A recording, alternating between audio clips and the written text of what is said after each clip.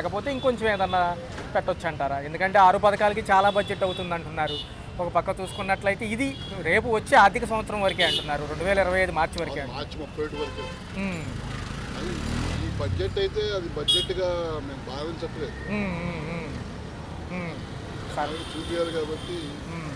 చూపించినట్టుగా ఉంది. కానీ నిన్న 3వ రోజు జరిగిన సభ చూశారు సార్. కొంచెం రసాభాసగా సాగినప్పటికీ కూడా ఒక పక్క అనిత గారు, ఒక పక్క వరదు కళ్యాణి గారు, ఎమ్మెల్సీ పదవుల్లో ఉన్న వాళ్ళు అయితే వచ్చారు మాజీ మంత్రులకు సంబంధించి.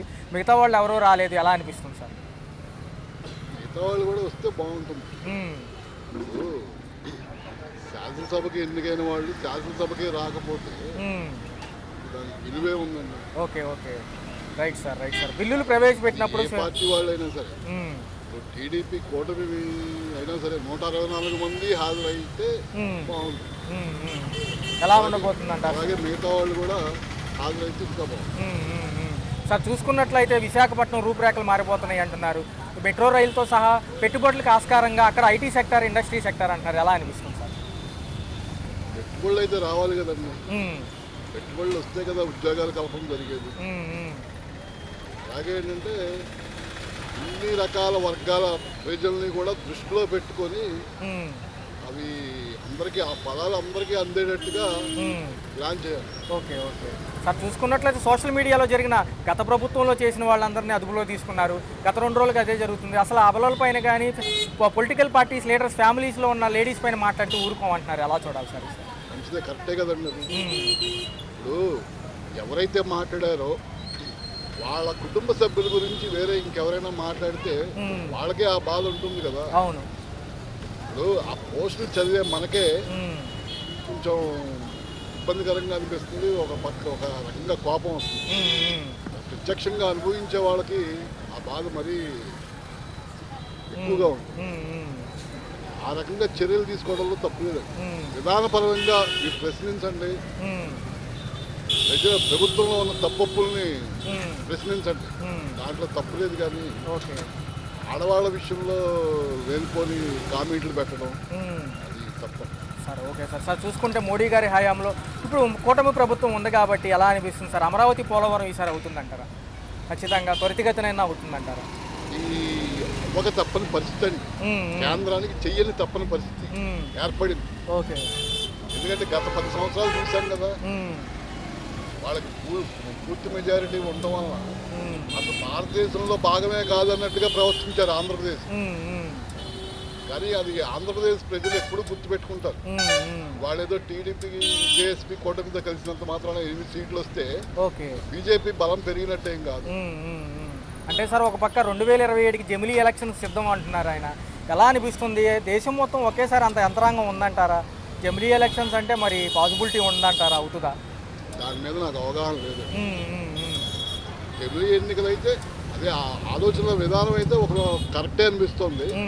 దాంట్లో ఉన్న సమస్యలు, సాంకేతిక విషయాలు అవన్నీ అది పూర్తిగా చర్చ జరిగిన తర్వాత, అన్ని పక్షాలతో చర్చ జరిగిన తర్వాత నిర్ణయం తీసుకుంటే మంచిది. గత ప్రభుత్వాలు చేసిన అనేక శాఖల్లో లోటుపాట్లకి శ్వేతపత్రాలు విడుదల చేశారు సార్. 8 బిల్లులు చర్చలోకి రాబోతున్నాయి.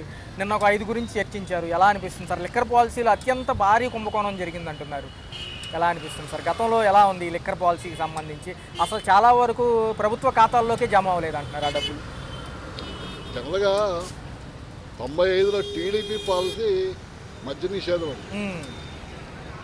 అయితే తర్వాత వచ్చిన గవర్నమెంట్లన్నీ కూడా మద్యాన్ని రిలీజ్ చేశారు. అంటే దొండసారాన్ని, నాటుసారాన్ని కంట్రోల్ చేయలేక తప్పనిసరి పరిస్థితి అయ్యి మద్యాన్ని విడుదల చేశామని చెప్పని అంటున్నారు. సరే, అందులో కూడా మళ్ళీ సొంత తయారీ లేదంటే అది ప్రజల ప్రాణాల మీద తీసుకొచ్చే ఇదంటే ప్రభుత్వం ఉన్నది ఏంటంటే ప్రజలకు కాపాడటం కోసం ఉంది, ప్రజల హక్కులు కాపాడటం కోసం ఉంది. ప్రజల ప్రాణాలే హరించే విధంగా అది మద్యం పాలసీ ఉండడం అనేది కరెక్ట్ కాదు. Okay sir. అనిపిస్తుంది సార్ ఈసారి ప్రతిపక్షం లేదు, ఎమ్మెల్సీ పదవుల్లో ఉన్న మాజీ మంత్రులు వచ్చారు తప్ప. ఎలా అనిపిస్తుంది? బడ్జెట్ కేటాయింపులు ఎలా ఉన్నాయి? జగన్మోహన్ రెడ్డి గారు కూడా వస్తే బాగుండేది అనేది డిప్యూటీ సీఎం గారు చెప్పారు. ఎలా అనిపిస్తుంది? యాక్చువల్గా ఈ బడ్జెట్ కేటాయింపులు యాక్చువల్గా సూపర్ 6 పథకాలు అనేది ఈ రోజున ఇంప్లిమెంటేషన్ అనేది ఎక్కడ కుదరలేదు. ఈ బడ్జెట్ పెట్టిన దానిలో కూడా సూపర్ 6లో ఈ విద్యా వ్యవస్థకు సంబంధించినటువంటి పిల్లలకి అమ్మఒడి కానీ విద్య ఇంకా నాకు తెలిసి ఇంటర్మీడియట్ పిల్లలకి అండ్ డిగ్రీ కాలేజ్ పిల్లలకి అండ్ వీళ్ళందరూ కూడా కేటాయింపులు ఎక్కడ కూడా సరిగ్గా జరగలేదు అనేది ఈరోజు అసెంబ్లీ సమావేశం అనేది మనం చూస్తున్నాము. బట్ ఏంటంటే ఎక్స్పెక్టేషన్స్ అయితే ఎక్కువగా ఉన్నాయి. బట్ ఈ గవర్నమెంట్ ముందు హామీలు సూపర్ 6 హామీల వల్లే ఈరోజు అధికారంలోకి వచ్చింది. బట్ ఈ అధికారంలో ఈరోజు ఇంప్లిమెంట్ అనేది ఏ రోజు కూడా ఇక్కడ చేసిన దాఖలు అయితే లేవు. కానీ ప్రజలు కూడా కొంచెం మొన్న ఈ వరదల విషయంలో కానీ రిమైనింగ్ వాటిల్లో కానీ కొంచెం జనాలకు కూడా వ్యతిరేకత కొంచెం వచ్చిందండి. ఈ మున్సిపల్ ఎలక్షన్స్లో మాత్రం ఖచ్చితంగా కొంచెం టీడీపీ మీద కొంచెం వ్యతిరేకత ఖచ్చితంగా కనపడుతుంది. ఎందుకంటే ఇచ్చిన హామీలు ఇంప్లిమెంట్ చేయడంలో ఈరోజు ఉచిత బస్సు కానీ గ్యాస్ సిలిండర్లు కానీ ఇంకా సూపర్ 6 పథకాలు ఉన్నటువంటి ఏ ఒక్క పథకం కూడా ఈరోజు ఇంప్లిమెంటేషన్ అనేది ఏ రోజు ఈ 6 నెలల్లో ఏ ఒక్క పథకం పెట్టింది లేదు. ప్రజలు కూడా చూస్తున్నారండి. ఎందుకంటే ఈ రోజు అందరూ కూడా వెల్ ఎడ్యుకేటెడ్, అందరూ కూడా అవేర్నెస్ బాగుంది. కాబట్టి మనం ఈరోజు చూస్తున్నాం ప్రతిరోజు కూడా ఈ బడ్జెట్ సమావేశాలు కానీ ఈరోజు అంతా కూడా కక్ష సాధింపు చర్యలకు ఉన్నాయి. ఈ రోజున అప్పుడు ప్రభుత్వం అది బాగోలేదని ఈరోజు టీడీపీ ప్రభుత్వానికి అవకాశం ఇచ్చారు. బట్ ఈ టీడీపీ ప్రభుత్వం మళ్ళీ అదే కక్ష సాధింపు చర్యలు చేసి మళ్ళీ ఈ ప్రభుత్వానికి మళ్ళీ చెడ్డపేరు తెచ్చుకునే విధంగా ఉంది. కేటాయింపులకు సంబంధించి గత సోమవారం నుంచి జరుగుతుంది సార్. ఎప్పుడైతే పయ్యావుల కేశవ్ గారు ప్రవేశపెట్టారో ఏదైతే శాఖలకు నియమించినవి అన్నీ కూడా అరాకొరగా ఉంది. వచ్చే ఆర్థిక సంవత్సరం మార్చి వరకే ఈ బడ్జెట్ మళ్ళీ ఏమైనా పెంపులు ఉంటాయి. ఎందుకంటే ఆల్రెడీ లోటు బడ్జెట్లో ఉన్నాం, ఇంకా సంపద సృష్టి మొదలవ్వాలి. సంపద సృష్టి అనేది చూడండి, సంపద సృష్టి అనేది ఆల్రెడీ మనం 14 లక్షల కోట్ల అప్పులో ఉన్నామండి. అడిషనల్గా ఇప్పుడు ఈ వచ్చిన తర్వాత 6 లక్షల కోట్ల దాకా దగ్గరగా అప్పులు చేశారు. మన ఆర్బీఐ దగ్గర నుంచి కూడా మనకు రావాల్సినటువంటి పర్మిట్ లిమిట్ కూడా అయిపోయింది. ఇంకా రాబోయే రోజుల్లో మనకు అప్పు పుట్టడం అనేది కొంచెం కష్టంగానే ఉంటుంది. బట్ ఆలోచించాలి, మనం చేసే అప్పులు ఎంత, మనకు ఆస్తి ఎంత ఉంది, మనం అన్ని చూసుకొని రెవెన్యూ లోటు ఎంత ఉంది, రెవెన్యూ బడ్జెట్ డెఫిసిట్ ఎంత ఉందో చూసుకొని మనం కేటాయింపులు చేయాలి. బట్ ఈ కేటాయింపులు ఎక్కడ కూడా సక్యంగా అయితే లేవు. ఈ కేటాయింపులు కూడా అరాకొరగా ఉన్నాయి. ప్రజల మీద కూడా కొంచెం వ్యతిరేకత అయితే ఈ ప్రభుత్వం మీద ఈ 6 నెలల్లోనే వచ్చేసింది. ఇక మీదట ఇలాంటి రాకుండా చూడాలంటే బడ్జెట్ కేటాయింపుల్లో వీళ్ళు ఇచ్చిన హామీలు, ఈ సూపర్ 6 హామీలు అమలు చేస్తే ఖచ్చితంగా ప్రజల్లో కూడా ఒక పాజిటివ్ వేవ్ అనేది వస్తుంది. ఈ బడ్జెట్ కేటాయింపుల్లో కూడా ఈ రోజున అరాకొర బడ్జెట్ కేటాయింపుల వల్ల ఏంటంటే పబ్లిక్ కూడా ఒక నిర్లిప్తతో ఉన్నారు. ఏంటి ఇంత బడ్జెట్ ఎంత గెలిపించి ఎంత ఓటింగ్ వేసి మనం దగ్గర 80% ఓటింగ్తో గెలిపించిన ఈ ప్రభుత్వం మనకేంటి ఈ కేటాయింపులు అనేది కూడా ప్రజల్లో ఉంది. బట్ దీన్ని రెక్టిఫై చేసుకుంటే టీడీపీ ప్రభుత్వం సస్టైన్ అవ్వగలదు. నిన్న పర్టికులర్గా చూసినట్లయితే సార్, జగన్మోహన్ రెడ్డి గారు సభకు వస్తే బాగుంటుందని డిప్యూటీ స్పీకర్ గారు రఘురామకృష్ణరాజు గారు మాట్లాడారు. ఒక పక్క అనిత గారు కానివ్వండి, లేడీ ఎమ్మెల్సీ గారు కానివ్వండి, మాజీ ప్రభుత్వానికి సంబంధించిన వరుడు లావణ్య గారు, ఈ పక్కన ఇద్దరు చూసుకున్నట్లయితే అమ్మఒడికి సంబంధించిన లెక్కలు రావాలంటున్నారు. రెండోది ఎంత కేటాయించారో చెప్పాలంటున్నారు. దాని గురించి రాకుండానే వాగ్వాదం స్టార్ట్ అయింది. ఎలా అనిపిస్తుంది సార్? కొంచెం దాటవేసే చర్యలుగా ఉన్నాయంటారా? ఖచ్చితంగా అండి. ఈ రోజున ఏంటంటే కేటాయింపులు సరిగ్గా లేకపోవడం చేత ఎదురుదాటి దిగుతున్నారు తప్ప అసెంబ్లీలో ఎక్కడ కూడా డిస్కషన్ అనేది బడ్జెట్ కేటాయింపుల మీద సరిగ్గా ఎక్కడ జరగలేదు. ఒకవేళ వైసీపీ గవర్నమెంట్ నుంచి ఎమ్మెల్సీ కానీ ఎమ్మెల్యేలు కానీ పోరాటం చేయాలంటే 11 సీట్లు ఈ రోజున అపోజిషన్ పార్టీ అనేది కూడా స్ట్రాంగ్గా లేకపోవడం వల్ల క్వశ్చన్ చేయడానికి అవకాశం లేకుండా పోయింది.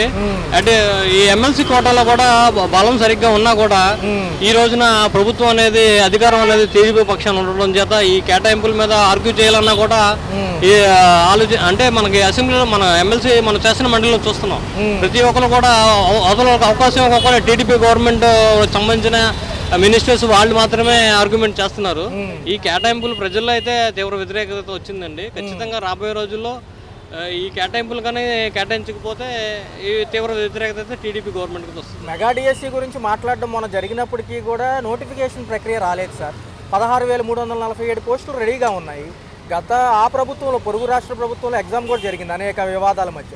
చూసి ఉన్నాము. ఈసారి మరి ప్రభుత్వ ఉపాధ్యాయుల నియామకం తొందరగా జరిగితేనే కదా యువతలో ఆశ ఉండేది రేపు ఉద్యోగ కల్పన. ఇది మెగా డిఎస్సీ కదండి, ఇది దగా డిఎస్సీ అనాలి. యాక్చువల్గా ఇది ఇది జగన్మోహన్ రెడ్డి గారి గవర్నమెంట్లో చివరి మూమెంట్లో ఇచ్చింది ఇది డిఎస్సీ అనేది.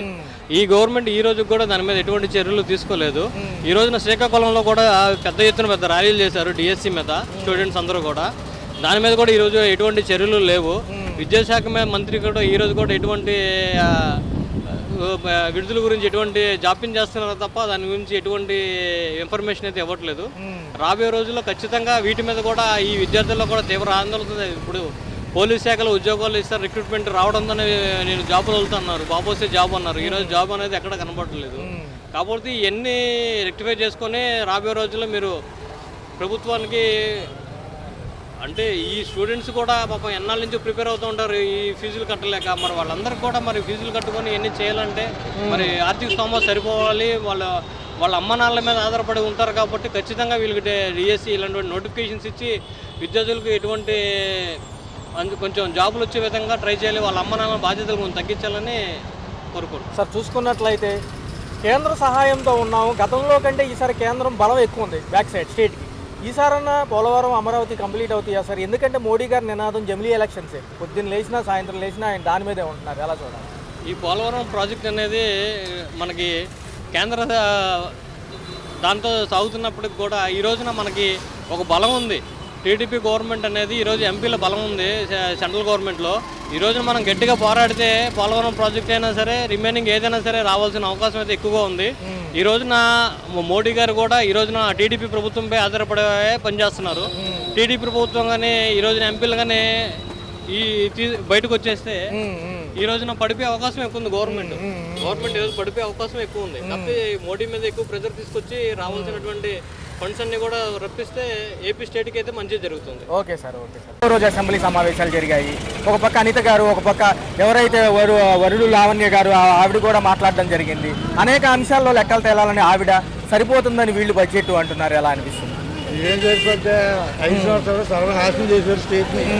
అన్ని వర్గాలకి అన్యాయం చేశారు. ఓకే, న్యాయం చేయడానికి మంచి తెలుగుదేశం పార్టీ వచ్చింది. మంచి భాగంతో వచ్చారు. వాళ్ళు చేస్తారని నమ్మకం ప్రజలకు ఉంది. ముందు రోడ్లు, విద్య, వైద్యం, వాటర్ ఇది చేస్తే సక్సెస్ అవుతుంది. ముందు నీటి పారుదల, డ్రైనేజ్ సిస్టమ్ బాగుండాలి. అన్ని చోట్ల కూడా ఇలా వర్షం కురిస్తే అలాగా వచ్చేస్తున్నాయి. ముందు మెయిన్ డ్రైనేజ్ సిస్టమ్ బాగుండాలి. డ్రైనేజ్ సిస్టమ్ బాగున్నప్పుడు అనారోగ్యాలు రావు. ఎప్పటికప్పుడు నీరు వెళ్ళిపోతుంది కదా.